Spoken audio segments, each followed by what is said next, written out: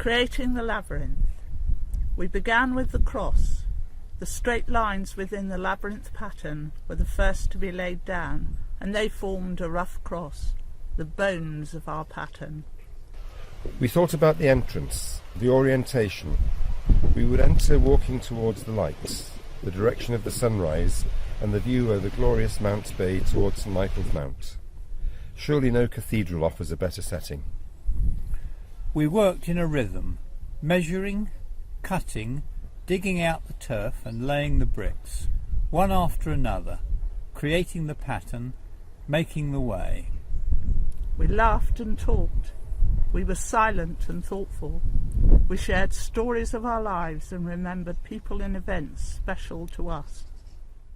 We wondered how it would look when finished, how it would be used, who would walk the labyrinth, and what they would bring to it. We noticed the biting wind, the soft rain, the winter sunshine, and the beautiful rainbow. We marvelled at the changing light and the way that it constantly changed the colours in the sea, land and sky. We were surprised. A small error in measurements made a huge difference in the pattern. We had to undo and make again. The bit we expected to be difficult was surprisingly easy, and that which we thought straightforward, surprisingly testing. We made the labyrinth with care, with excitement and great joy, with thoughtfulness and prayer, with love to share with you. We use walking as a way of describing how we journey through our lives, our day-to-day lives. And we've now been walking for 10 days on our journey through Lent, following in the footsteps of Jesus.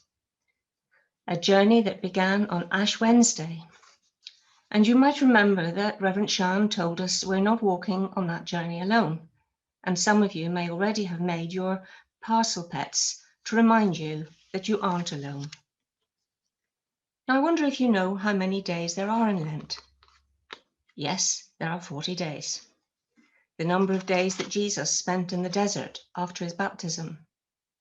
The number of years that the people of Israel travelled through the desert from Egypt to the Promised Land. Our 40 days start on Ash Wednesday and end on the Saturday before Easter Sunday, Holy Saturday. We don't count the Sundays, as that's a day to relax and to rest.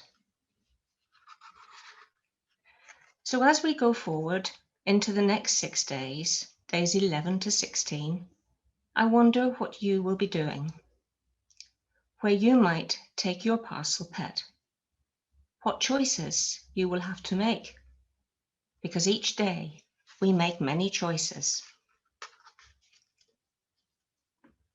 When Jesus was in the desert, he sometimes felt alone.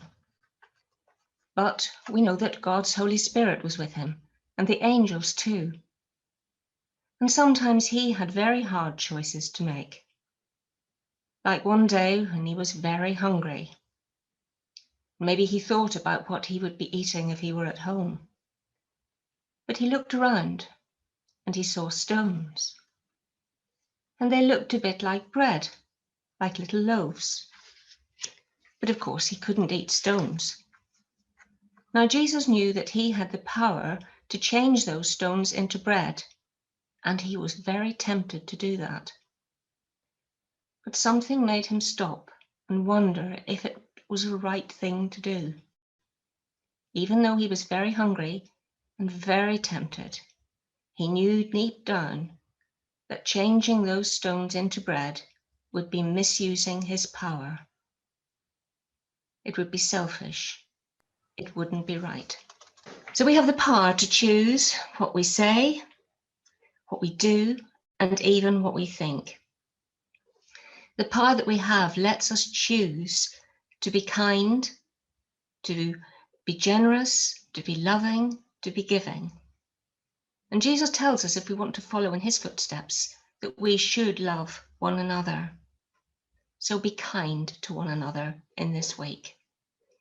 And a little saying when I was a child, I remember that my mum used to say, and she said, if you make the day worthwhile, don't forget to wear your smile. So wear your smile and be kind. Amen.